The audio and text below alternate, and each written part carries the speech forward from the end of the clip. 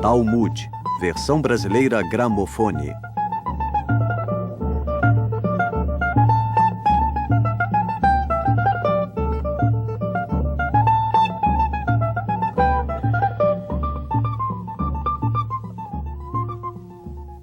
Eis a pergunta. 2 limpa-chaminés saem de uma chaminé. Um está todo preto e outro todo branco. Qual vai se lavar? É claro que o que está todo preto, é lógico. Sinto muito, você não é telhado para compreender o conteúdo do Talmud. Por quê? Você não raciocina. O que saiu todo preto vê que o outro saiu todo branco. Então ele acha que está branco. Quer dizer que o que saiu branco vê que o outro está preto e acha que também está preto. Então quem vai se lavar é o que está branco e não o que está preto. Não, decididamente você não raciocina. O que está branco e acha que está preto, vê um que está preto e que se acha branco. E o que está preto vê o que está branco que acha que está preto. Nesse caso, então, nenhum dos dois vai se lavar. E por que os dois não vão se lavar? Sim, eu pergunto mesmo. Você pergunta o mesmo, você pergunta o mesmo. Mas desde quando um limpa-chaminés todo branco e outro todo preto vão sair de uma chaminé? Sim, é uma boa pergunta, Não. O Talmud não é um livro de adivinhações. É bem pior do que isso. Ou melhor, é uma questão de ponto de vista.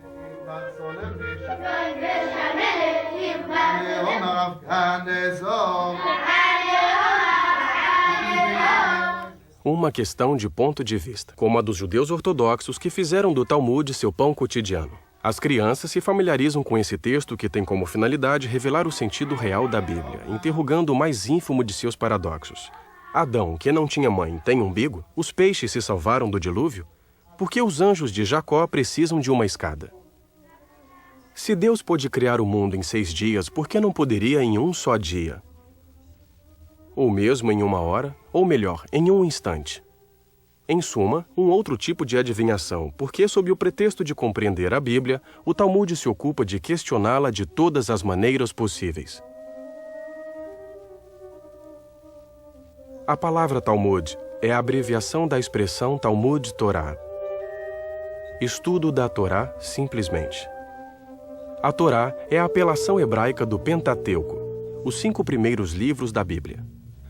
Os volumes que compõem o Talmud guardam séculos de discussões entre rabinos sobre a interpretação das contradições do texto bíblico. Para eles, a Bíblia é só uma imensa metáfora, da qual seria conveniente tirar um manual de uso da vida diária. Eles até precisaram de uma metodologia formidável para conseguir decifrar no mito do fruto proibido as leis de alimentação. Na Torre de Babel, os fundamentos da linguística, ou nos relatos da fuga do Egito, os princípios da liberdade dos povos. Sem Torá, não há Talmud. Mas sem o Talmud, a Torá guardaria para si grande parte de seus mistérios. 3 vezes por semana, nas sinagogas, é costume se abrir os rolos da Torá e dar vida ao texto bíblico com sua leitura.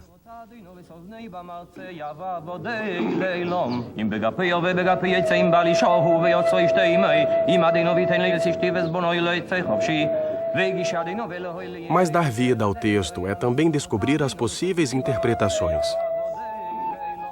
Essa é a parte do Talmud. Durante séculos, as interpretações dos sábios foram se acumulando. E mais que um livro, o Talmud é uma reunião de vários livros que foram se sucedendo através do tempo. Um livro, dentro do livro, dentro do livro, quase indefinidamente. Um livro que não tem só um autor. Um livro onde os sábios de todos os tempos são os autores. Nenhum campo do saber será deixado de lado, porque a Torá contém todos eles, mesmo que isso não seja aparente à primeira vista.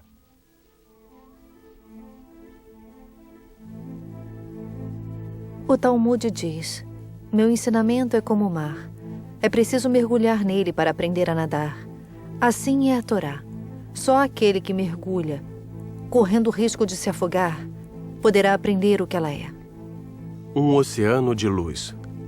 É assim que o Talmud considera a Torá. Ele se submerge nela para descobrir as profundezas. No decorrer do questionamento, acaba por tocar os assuntos fundamentais da causa primordial, dos vínculos do efêmero e da eternidade, e tantas outras dimensões essenciais que a filosofia ou a ciência também tratarão à sua maneira. Mais longe da austeridade da filosofia ou da ciência, o Talmud também sabe rir de si mesmo.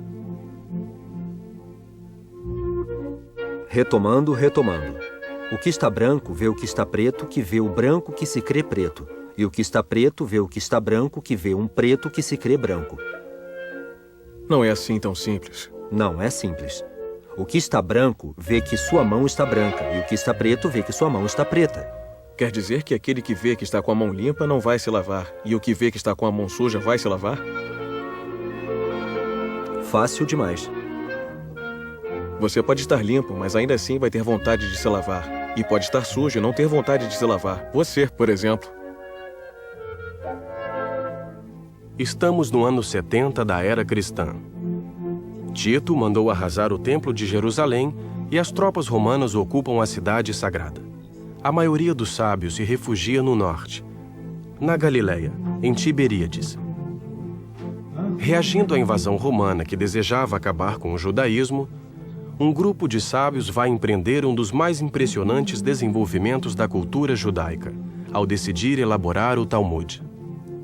E isso foi feito sob a égide do Rabi Yehudá Hanassi, chefe espiritual do povo judaico à época. Luz entre os seus, ele descansa hoje em dia no coração da Galileia, no berço mesmo da sua obra, o Talmud. Até ali, os sábios, geração após geração, repetiam de memória os diálogos dos mestres antigos aos quais juntavam seus próprios comentários. Uma espécie de memória coletiva que corria o risco de acabar se dissipando e perdendo. Tamanho era o volume de opiniões que não cessavam de crescer. Para evitar um tal drama, Rabi Yehudá Hanassi tomou a iniciativa de fazer redigir por escrito cerca de 2 séculos de ensinamentos, que até então eram transmitidos de memória. Ele decidiu a moldura, a forma e os limites dessa primeira compilação e a chamou de Mishnah. Mishnah significa repetição. Se tratava de repetir, dessa vez por escrito, o que não era mais suficiente ser retido pela memória. Esse enorme trabalho só foi terminado 2 séculos após a sua morte. A Mishnah consiste na primeira parte do Talmud e foi acabada no ano 220 da era cristã. O Talmud foi estruturado segundo a organização que Rabi Yehudá Hanassi deu à Mishnah. 6 ordens, cobrindo todo o leque do campo do conhecimento.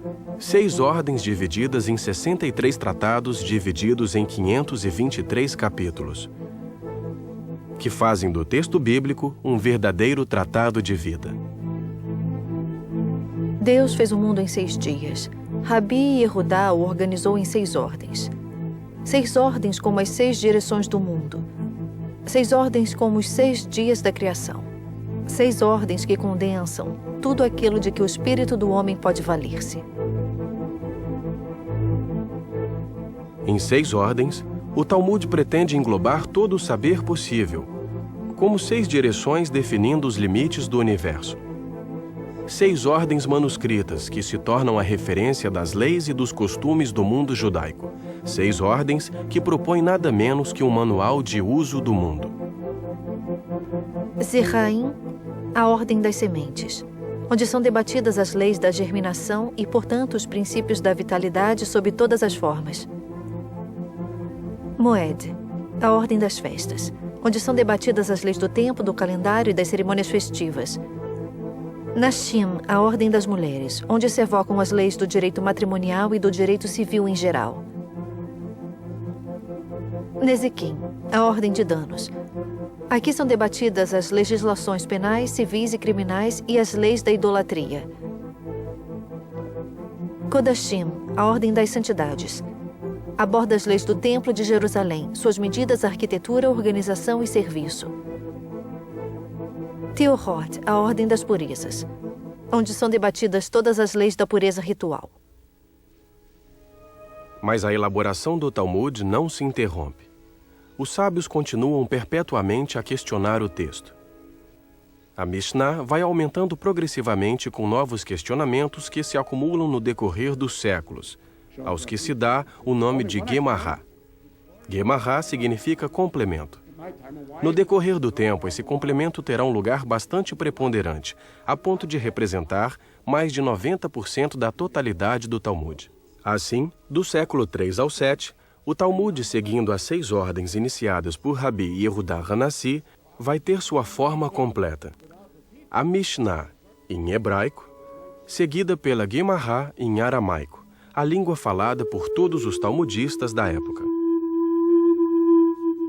Devido à invasão romana, vários sábios judeus se estabeleceram em território babilônico, o que explica o fato de o Talmud ter se desenvolvido paralelamente em 2 lugares, em Israel e na Babilônia, o que fará surgir 2 Talmudes.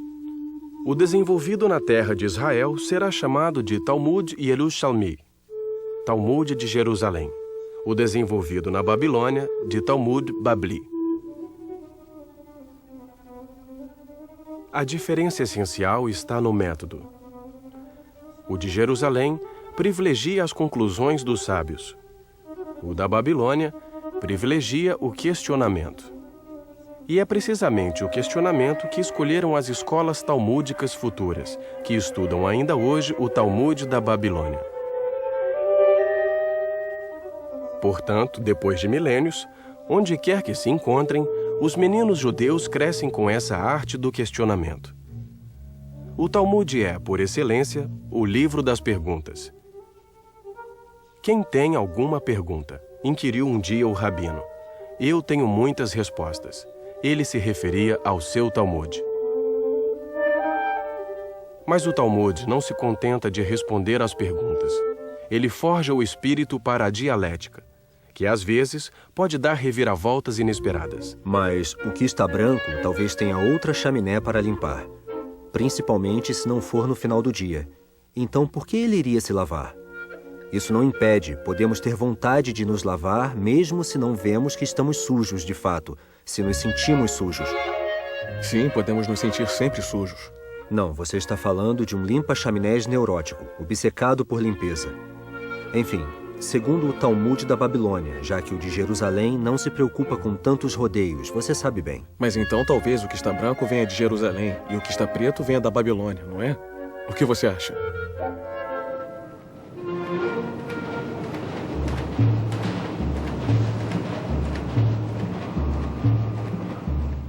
Foram necessários 6 séculos para conseguir dar corpo ao Talmud.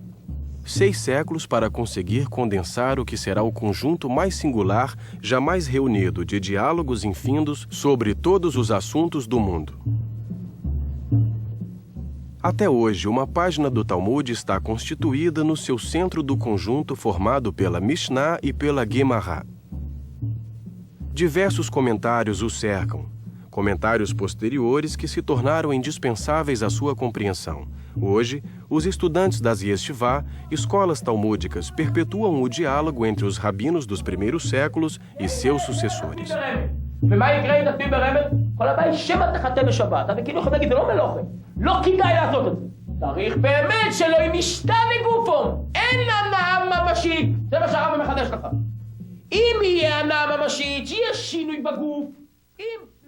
No seio da Yeshivá, a arte da controvérsia está a serviço do estudo da lei prática cotidiana. Mas, antes de tudo, o Talmud desenvolve o espírito analítico, aguça o sentido crítico, empurra as fronteiras do absurdo o mais longe possível, sempre dentro da perspectiva de otimizar o pensamento e suas contradições.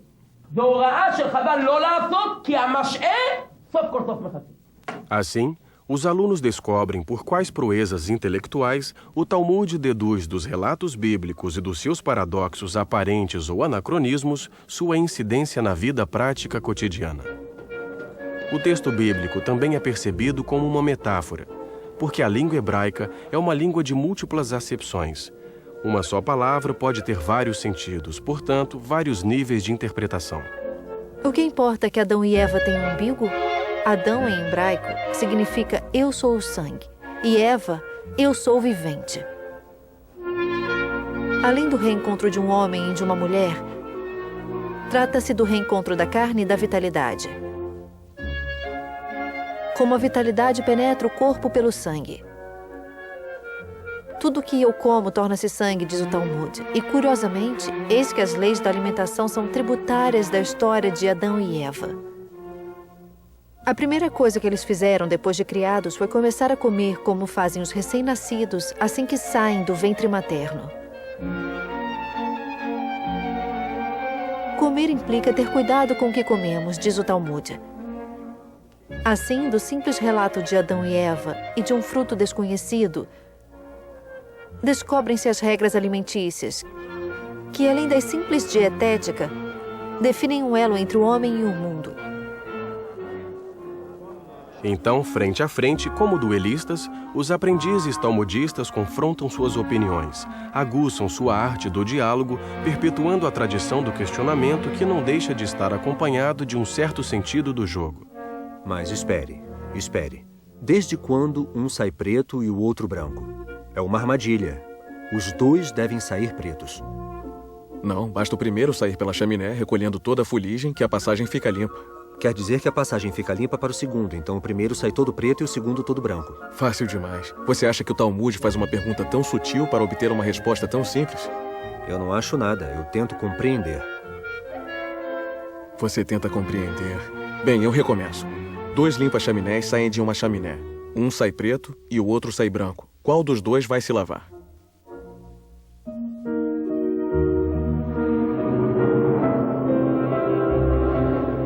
Mas a verdadeira grandeza desse livro é que ele também é a história de um povo. O Talmud relata os judeus, e os judeus, o Talmud.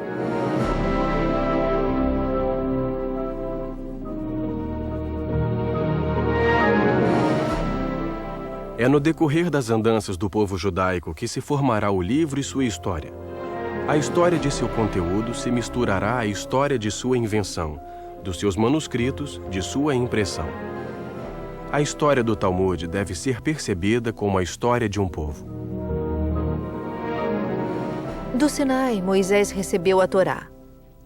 Do Sinai e não no Sinai, observa o Talmud. Como se o próprio Sinai fosse um instigador da doação da Torá a Moisés e de Moisés aos homens. A nuance faz do Sinai não uma simples montanha, mas há um elo íntimo entre a palavra Sinai e a palavra Sinat, que quer dizer o ódio.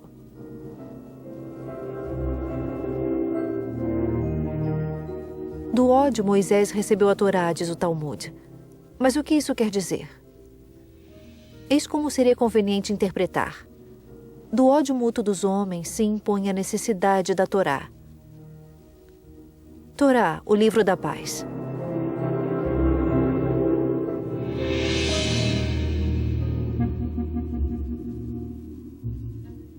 Cadência perpétua que cabeceia, ondula e embala. Os judeus, geração após geração, batem uma medida sem fim, marcando as oscilações de um pêndulo que mede o tempo ao ritmo das páginas do Talmud estudado. O Talmud é uma chama que penetra no espírito. Uma chama que transmite ao corpo seu movimento ininterrupto, imutável, perene, ao ritmo da vida, como os batimentos de um coração. Se acreditarmos na anatomia talmúdica, essas oscilações favorecem a concentração e a memorização. Em um sentido, as válvulas se abrem. No outro, elas se fecham. Em um sentido, a compreensão se ativa. No outro, a memorização. Mas na corrente do século X, o declínio da Babilônia, que sucedeu ao declínio da Palestina romana, obrigou os talmudistas a emigrar para outras comarcas. No decorrer de seus périplos, uma multidão de obras viriam continuar a obra dos primeiros talmudistas. As bibliotecas judaicas não cessarão de se enriquecer com os questionamentos daqueles que se aplicarão a contribuir à sua invenção perpétua. O Talmud permanece sendo, ao longo das eras, um processo criativo ininterrupto. De Jerusalém e da Babilônia, o Talmud começa seu longo exílio. Constantinopla, Salônica, Corfu, Messina, Siracusa e a costa africana. Os judeus dispersam-se ao longo do Mediterrâneo. Entram pelos rios da Itália, sobem lentamente pela costa adriática, chegam aos rios franceses e à Península Ibérica, trazendo com eles o livro precioso como bagagem principal. Rapidamente, o Talmud torna-se o portador da memória judaica dentro de toda a diáspora, e seu estudo revela-se o único lar verdadeiro de um povo sem refúgio, sem um porto real. De fato, o prazer do estudo deveria compensar as desgraças das andanças. O apego ao livro deveria compensar o desapego à terra. Na falta da terra prometida, o Talmud foi a compensação. Assim, foi fundado na Renânia, no século X, entre Speyer, Worms e Mayence, o centro talmúdico mais importante depois de Tiberíades, Jerusalém e Babilônia. Os mestres mais ilustres afluíam para lá. A reputação era tal que atraiu o que chegaria a ser o mais ilustre dentre todos. Rashi. Nascido em 1040 em Troyes, na França, Rabbi Shlomo ben Yitzhak Zassafati, conhecido como Rashi, chegou a Worms como um jovem estudante e lá permaneceu vários anos. Rashi viria a ser o mais popular, mas também o mais fenomenal rabino de seu tempo. Fenomenal por seu saber, por sua contribuição à cultura talmúdica. Foi aqui, na Yeshivá de Worms, que ele continuou sua formação até se tornar um eminente mestre. Como testemunho, esta cadeira atribuída como sua, incrustada na pedra, como seu ensinamento, o seria no edifício do Talmud, tal como conhecemos hoje em dia. Iria haver o Talmud antes de Rashi e o Talmud após o Rashi, de modo que ainda hoje não é possível dissociar os comentários de Rashi do texto original do Talmud. Um livro dentro do livro. Em torno do texto da Mishnah e da Guimará, que ocupa o centro de cada página do Talmud, está impresso o comentário de Rashi, que se tornou indispensável ao estudo, pois clarifica um corpus que se tornou um pouco caótico devido aos inúmeros reajustes. Rashi, menino prodígio, reconhecido pelos sábios judeus e não-judeus de seu tempo pela sua imensa erudição, contribuiu ao reconhecimento do espírito de universalidade do Talmud. É em Troyes, na Champagne, que depois de velho ele empreende sua obra. Funda uma escola que fez época. Seus discípulos iriam desenvolver o questionamento talmúdico a um ponto que ainda hoje não se pode estudar sem fazer referência a ele. Com Rashi, o Talmud já atemporal tornou-se universal. Mas imaginemos que seja noite como diz Rashi. Então o que está branco pode ver que está branco, mas o que está preto terá dificuldade. Se o preto não se vê, poderá concluir justamente que está preto. Sim, mas o branco também. O que isso quer dizer? Que não é preciso ser dia para ir se lavar. É justamente o que o Rashi diz. Você acha? Francamente, não.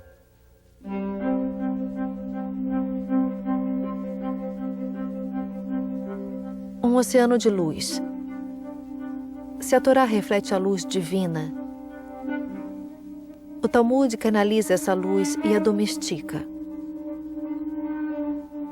Como o mar domestica o fogo do sol.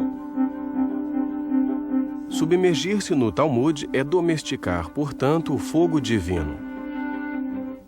Mas não é forçosamente escapar do fogo devorador do mundo.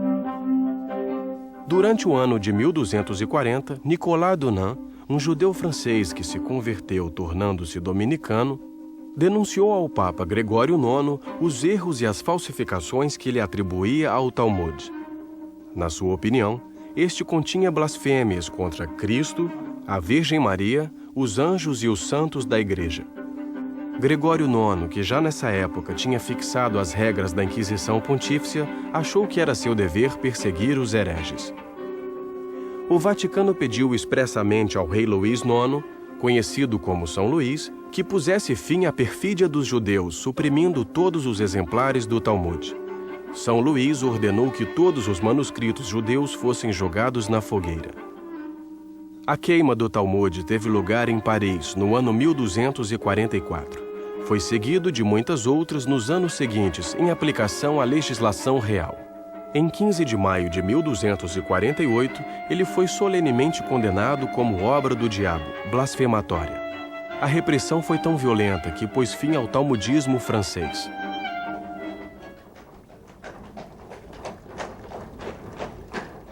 E o Talmud volta a ser errante. Dessa vez, chega à Espanha. Desde o século IX, data do declínio da Babilônia, a Espanha é muçulmana. Portanto, todas essas grandes cidades abrigavam talmudistas eminentes. Córdoba, Toledo, Sevilha, Barcelona, Granada. Os judeus viviam em perfeita tranquilidade e o estudo do Talmud prosperava. Como testemunha a Catedral de Córdoba, construída no coração da antiga mesquita. A Andaluzia daquela época permanece ainda como símbolo da concórdia entre as comunidades. Naquele tempo, muçulmanos, cristãos e judeus conviviam harmoniosamente. À sombra da mesquita, à sombra da igreja, nas ruelas da juderia. No seio da comunidade talmúdica vai brotar uma nova luz.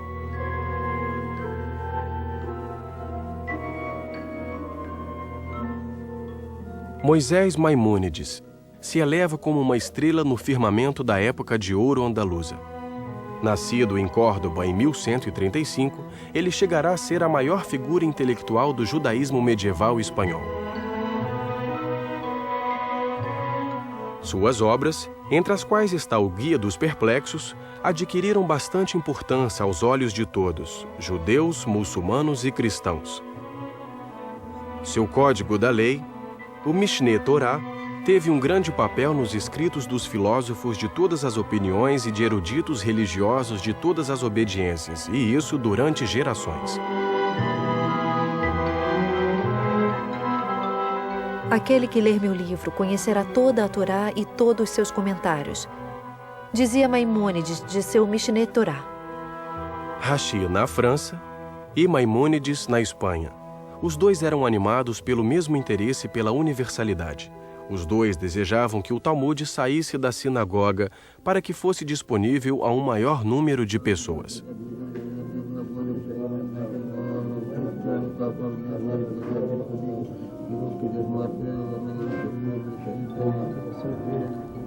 Ainda que Rashi se preocupasse em clarificar o método, Maimônides o abandona e só privilegiava as conclusões dos mestres antigos para chegar a uma Torá prática.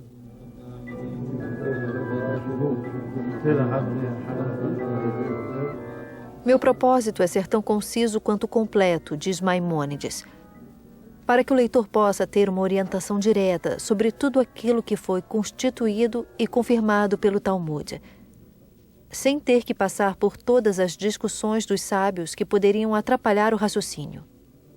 Tudo isso para que não precise outro livro além do meu.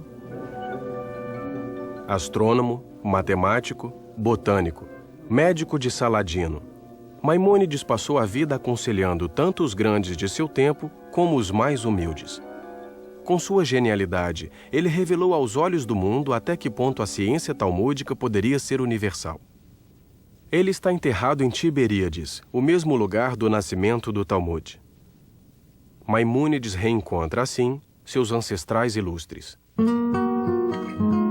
Foi só no início do século XIII que os cristãos uniram forças para retomar a Espanha das mãos dos muçulmanos. É a Reconquista. A unificação da Espanha seguiu-se ao casamento de Isabel a Católica e Fernando de Aragão, em 1474. Ela chegou a termo em janeiro de 1492, quando os muçulmanos foram definitivamente expulsos. Presos na tormenta da Inquisição renascentista ordenada pelo Vaticano, os judeus seriam expulsos da Espanha no mesmo ano. Eles fugiram, salvando do desastre a sua única verdadeira riqueza, o Talmud. Expulsos da Espanha, os judeus e seu Talmud se dispersam. Entre os destinos privilegiados estava Veneza. Por que Deus dispersou o seu povo sobre a superfície do mundo? Perguntou o discípulo. Para que a luz de sua Torá iluminasse todos os lugares, respondeu o sábio. E por isso os judeus são caçados com violência? Replicou o discípulo. Quanto maior a luz, mais dolorosa será a sua introdução no mundo, respondeu o sábio com lágrimas nos olhos. Veneza se beneficia de uma relativa independência da Igreja. Portanto, esse seria o primeiro gueto da história naquele fim do século XV. Gueto, palavra veneziana do italiano gettare. É o lugar onde se jogavam as peças inutilizadas das fundições e onde o Doge de Veneza consentiu que os judeus se estabelecessem.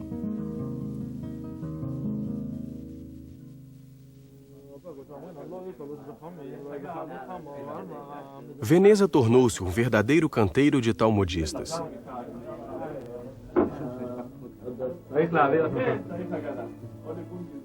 Veneza, etapa essencial na história do Talmud. Lá é que seria impresso pela primeira vez o texto integral. Era o ano de 1519.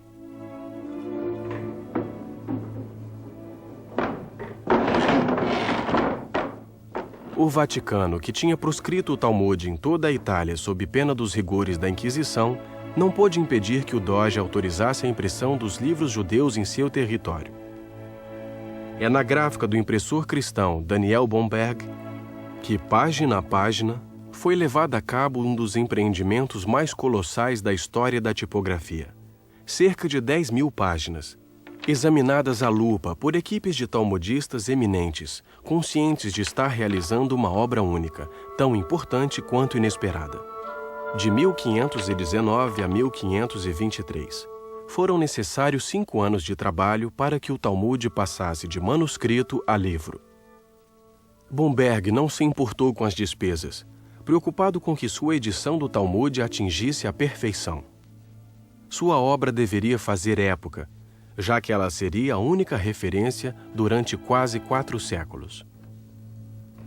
Todas as edições que se seguiram, entre as mais famosas, Bâle, Pizarro, Amsterdã, Munique, Frankfurt, Cracóvia, até a definitiva de Vilna, no século XIX, foram inspiradas na de Bomberg. De fato, o trabalho de ourives que deu prova a Bomberg decidiu para a posteridade a fisionomia das páginas do Talmud. Ele deu esse aspecto ao mesmo tempo sóbrio, simples, minimalista, sem o menor floreio, indo ao coração do texto, seguindo uma geometria bastante particular. A edição de Bomberg fixou a paginação. O texto da Mishnah e do Gemara ocupa o centro de cada fólio em formatação quadrada, em volta da qual se repartem os comentários de Rashi e de seus alunos em caracteres semicursivos. Com Bomberg, o Talmud tornou-se, no século XVI, uma obra de arte. No entanto, a instituição da censura pelo Vaticano obrigou Bomberg a pôr fim à sua atividade e abandonar Veneza em 1546. A igreja, que não podia criticar a Bíblia sem criticar a si mesma, se enraiveceu contra o Talmud. Aos seus olhos, os judeus não são mais o povo da Bíblia, mas o povo do Talmud, cultivando um espírito anticristão, um espírito diabólico. Todos os argumentos que a igreja alçará contra o Talmud e seu conteúdo se comprovarão evidentemente sem fundamento.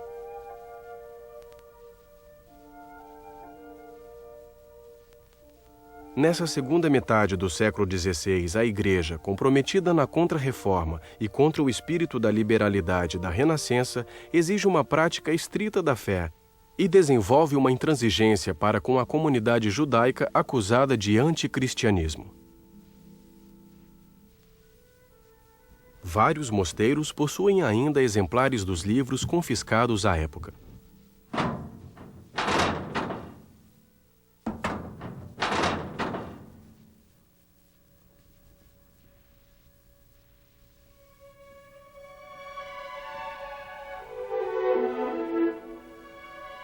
Os livros judaicos continuaram sendo sempre diabólicos para a Igreja, e incapaz de lê-los, de decifrar seus arcanos, o Vaticano não se contentou só em confiscá-los e censurá-los.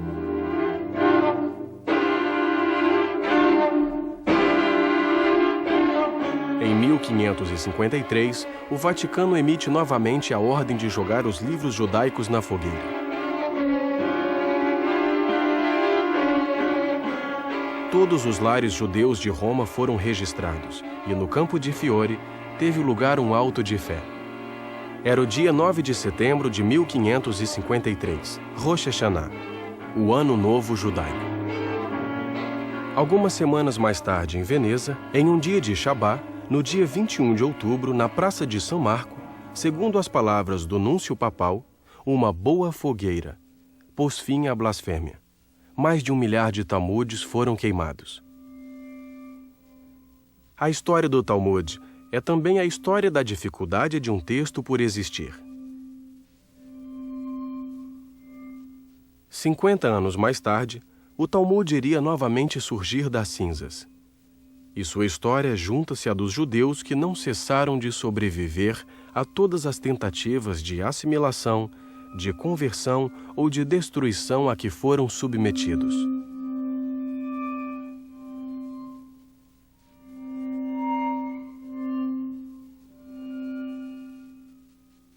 Sim, o que está preto vê o que está branco que se crê preto, mas esse preto crê que está branco, sem duvidar que o branco se crê preto. Mas será que um branco que se crê preto é mais branco que um branco que se crê branco? Sim, é como se perguntássemos se uma vela ilumina mais uma caverna escura quando é noite lá fora do que quando é dia. Diríamos que justamente quando é noite... Como você quer que 2 limpa-chaminés limpem durante a noite? Por quê? Será que eles não têm o direito de trabalhar à noite? Não são homens livres? O que a liberdade tem com isso? São trabalhadores que fazem honestamente o seu ofício e, para o fazer bem, devem trabalhar de dia. Bom, digamos que eles começaram de dia, se atrasaram e já era noite quando saíram da chaminé. Então é inverno, já que acontece mais cedo? Exatamente. Nesse caso, as coisas se complicam. Como vai ser ver quem está sujo e quem está limpo no inverno? A isso se chama pilpul, a mania de discutir quase até chegar ao absurdo. E essa arte do pilpul nasceu na Polônia, sob a influência de Jacob Polak, instalado na Cracóvia por volta de 1500. No seu ensinamento, Jacob Polak se dedica a aplicar todos os recursos da mais fina e sutil dialética para argumentar sobre tudo e por causa de tudo. O pilpul do hebraico pilpel, a pimenta. Mas, francamente, quem limpa chaminés no inverno? Isso se faz antes do inverno. Não, a neve pode cair no verão. Os 2 estão pretos, mas um está coberto de neve, está todo branco. Mas às vezes a neve está suja e preta. Então a neve preta pode esconder o que está branco. E a neve branca pode esconder o que está preto. Exatamente. Então qual dos 2 vai se lavar? Mas o pilpul teve detratores. Em Vilna, a Jerusalém do Norte, vivia um sábio talmudista, Eliyahu Kramer. Nascido em 1720, morto em 1797 e que ainda hoje é venerado sob o nome de Gaon, gênio, pelos judeus da Lituânia e de outros lugares. Ele não dormia mais do que 4 horas por noite. Para se dedicar sem descanso ao estudo, prendia seus pés ao teto e colocava os pés em uma bacia com água gelada para não dormir. Com um caráter elevado, uma inteligência impressionante e uma ciência profunda, o Gaon de Vilna ocupava um posto à parte entre os rabinos. Ele se empenhava sem descanso em compreender o texto e em submetê-lo a uma crítica séria, sem procurar forçar a arte da dialética, que, na sua opinião, aludia mais à disputa que à verdadeira reflexão. Seu impacto foi considerável em toda a Europa Oriental. Ele fundou o modelo das escolas talmúdicas modernas e influenciou dinastias de mestres ilustres. A edição definitiva do Talmud, que ainda é utilizada atualmente, é a de Vilna, feita em 1880. Enriquecida por comentários, ela condensa o ensinamento dos mestres modernos e se inscreve na linhagem refletiva do Gaon.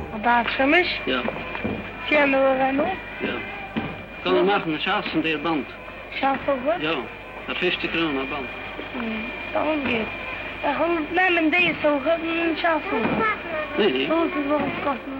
Desde então, todos os estudantes dispõem de uma ferramenta de trabalho bem mais competente do que dispunham as gerações passadas. Da Polônia à Áustria, da Hungria à Itália, da Espanha à Inglaterra, da Alemanha à França, da Lituânia à Ucrânia. Podemos dizer que não houve nenhuma comarca da Europa que não tenha participado na invenção do Talmud. Assim, durante cerca de 8 séculos, o Talmud viveu na Europa, tanto na Europa das vilas e dos guetos, quanto na Europa das capitais e nos principais centros da vida intelectual. Durante todos esses anos, o Talmud conheceu uma produção intensa de comentários e uma proliferação de escolas que elaboravam a cultura judaica que a modernidade herdaria.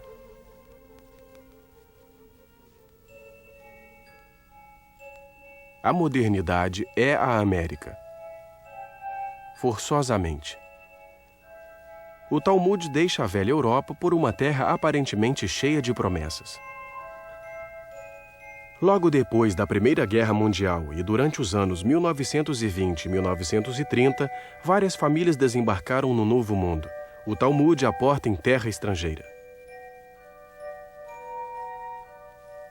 E como deve ser, uma das primeiras coisas que os judeus fizeram quando se instalaram foi imprimir seus livros. Uma maneira de marcar território, mesmo que provisório. A tentação da assimilação sendo bem mais viva que na Europa, o Talmud corria o risco de ver-se rapidamente desamparado. E para prevenir os perigos dessa nova situação, as primeiras escolas iriam surgir rapidamente à maneira das do velho continente.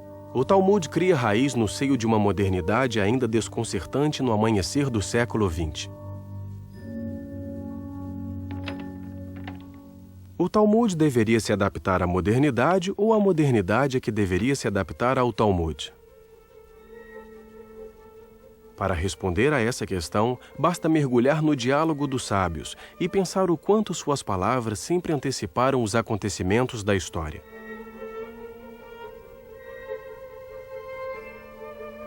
A escola de Shammai e a escola de Hillel debateram durante 2 anos e meio sobre o homem. A primeira dizia, melhor seria que o homem não tivesse sido criado. E a segunda dizia, é bom que o homem tenha sido criado. No final, as opiniões foram contadas e se concluiu. Melhor seria que o homem não tivesse sido criado, mas já que ele existe, que seja virtuoso. Virtuoso? O que restava aos judeus às portas da Segunda Guerra Mundial? Ir praticar a virtude nos Estados Unidos?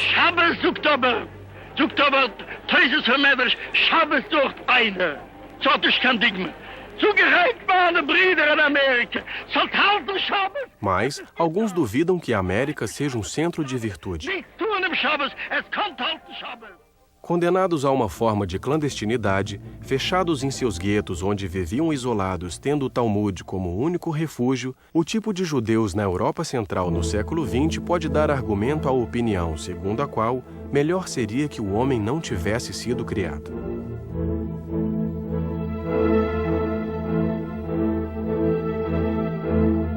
O nazismo, em todo caso, poderia ratificar facilmente tal opção. A esperança, no entanto, é o fundamento do judaísmo. É precisamente quando não há mais esperança que convém esperar. E a esperança judaica se enraiza ainda mais do que o absurdo do mundo. A ressurreição em um mundo onde o absurdo não terá mais razão de ser é a ilustração mais inesperada.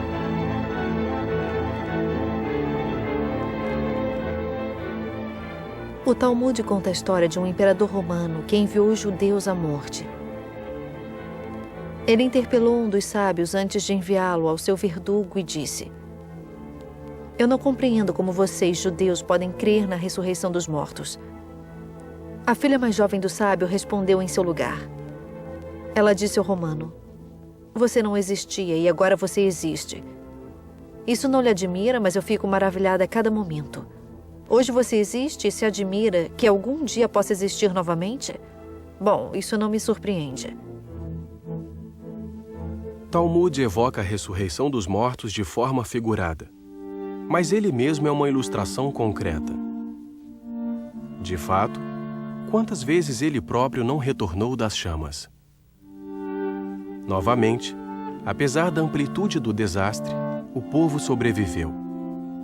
O livro também. O Talmud não diz: aprendemos mais dos mortos que dos vivos, pois os vivos transmitem os ensinamentos dos mortos e desse modo os trazem novamente à vida? Os cemitérios não se chamam Bet Haim, Casa dos Vivos? Os cemitérios parecem bibliotecas a céu aberto. o Talmud deixou as páginas de sua história nos mais famosos. Em outro tempo, ele fez germinar a semente da sabedoria. Mas ela não desapareceu, ainda está lá, pronta a nascer novamente.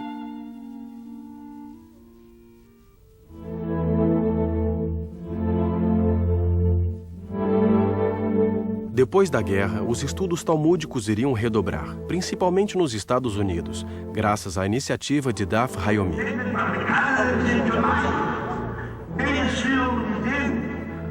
Ao ritmo de uma página diária, é necessário um pouco mais de 7 anos para ler as 2.711 páginas da edição moderna do Talmud. Um exercício ao qual se entregam pelo mundo todos os talmudistas dignos desse nome, associados ao programa Daf Yomi, também chamado de uma página por dia.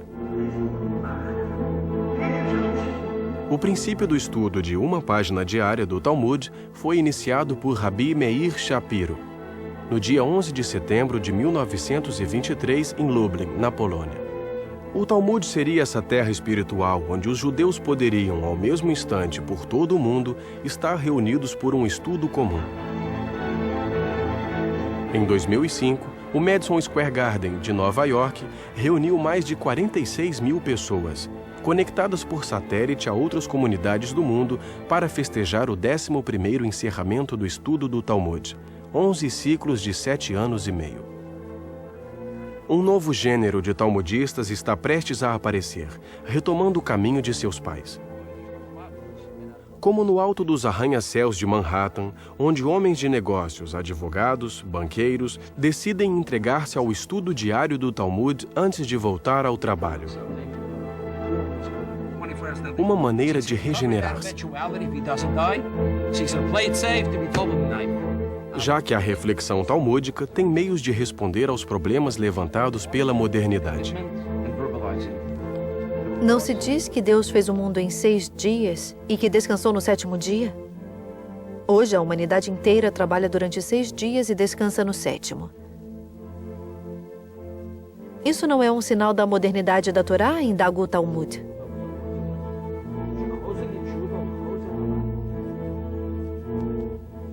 Desde o início, os judeus americanos participaram na construção do Novo Mundo, assimilando-se muitas vezes às custas de sua própria herança cultural.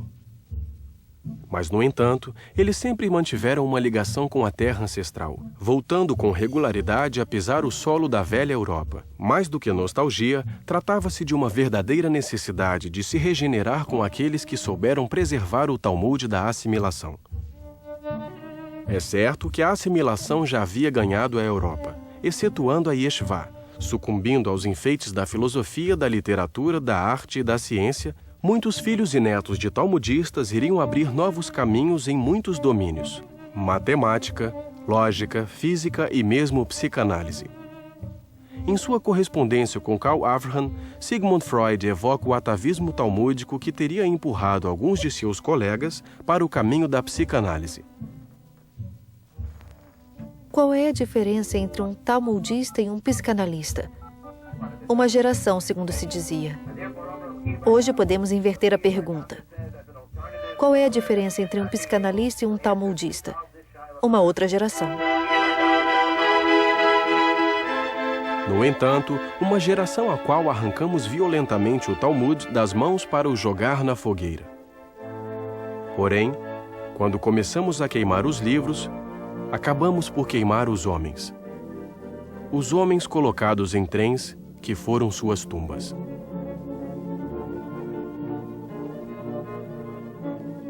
Hoje em dia, outros trens tomaram a vez.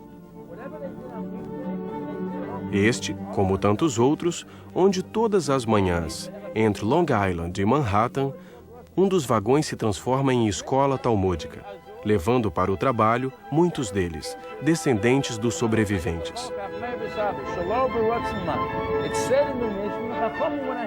O Talmud estimula o espírito. Nele encontramos os fundamentos do direito, do comércio, da psicanálise e de tantos outros campos de atividade intelectual que, aparentemente, todo mundo pode tirar proveito.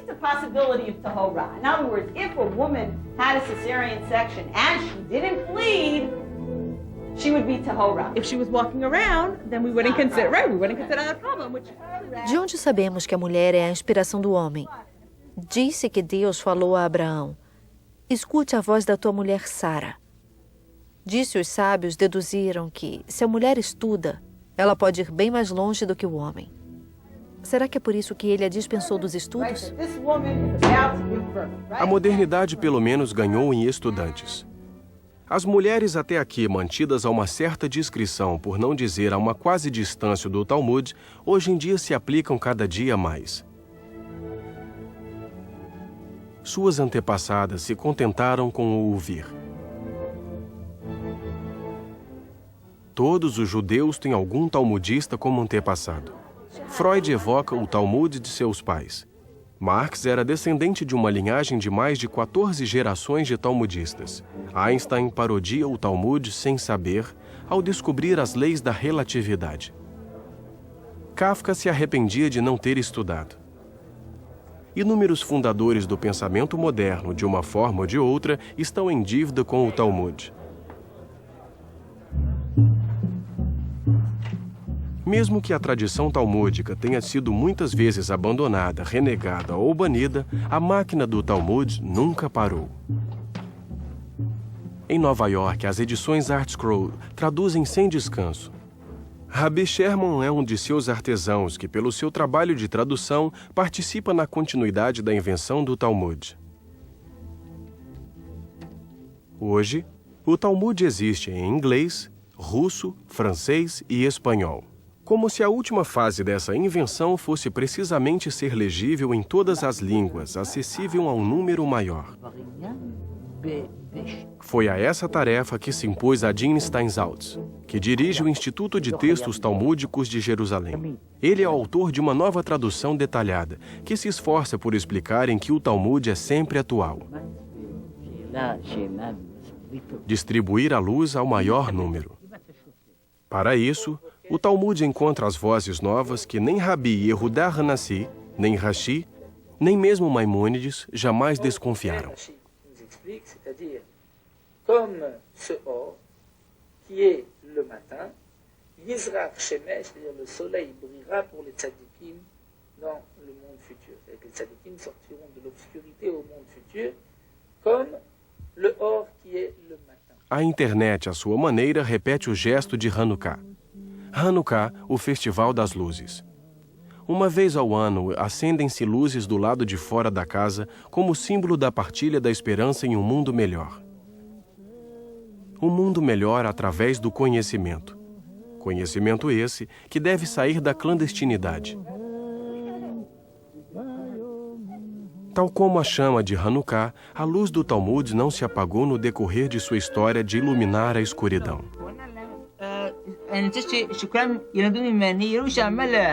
משלם גם שתנו מס וגם הם ישלמו את המיסים, גם הקדוש ברוך הוא אותו דבר. בדרבנן נעמי, כיוון דמצווה הוא משום זכר למקדש. O dia começa na noite. Como se diz, houve uma noite e uma manhã. E esse foi o primeiro dia. Acontece o mesmo com nossa vida. Começa na escuridão do ventre da mãe para acabar na luz do mundo. Mas alguns dizem, a noite é esse mundo no qual vivemos. Amanhã será um mundo futuro.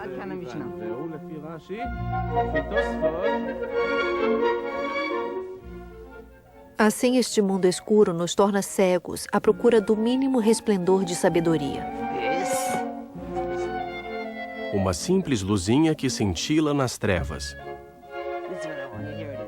O Talmud manteve-se durante todo o destino do povo judeu, essa faísca que mantinha nas provações que tivessem uma espécie de clarividência. É assim, em todo caso, que o Talmud chama os cegos, aqueles que veem claro. E se eles eram cegos, se não vissem nada, uma noite total sempre? 2 limpa-chaminés cegos, mas me diga o que iriam fazer em uma chaminé.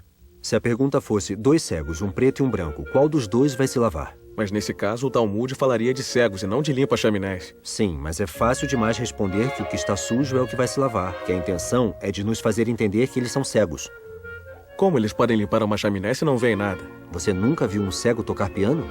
2 limpa-chaminés que tocariam piano? Não, mas se 2 cegos podem tocar Beethoven a 4 mãos, podem muito bem passar pelo buraco de uma chaminé. Mas por que a pergunta não é, depois do concerto, qual dos 2 pianistas vai se lavar? Mas é essa a pergunta, só que eles são limpa-chaminés. Sim, e cegos. Você já viu 2 limpa-chaminés tocando piano? Não, mas eu quero ver. Eu conheci um antiquário que tocava trompete em duo. Qual dos 2 trompetes vai se lavar? É uma boa pergunta, já que as 2 são de cobre. Me responda uma pergunta. E você, já viu algum limpa-chaminés? Não. Eu também não.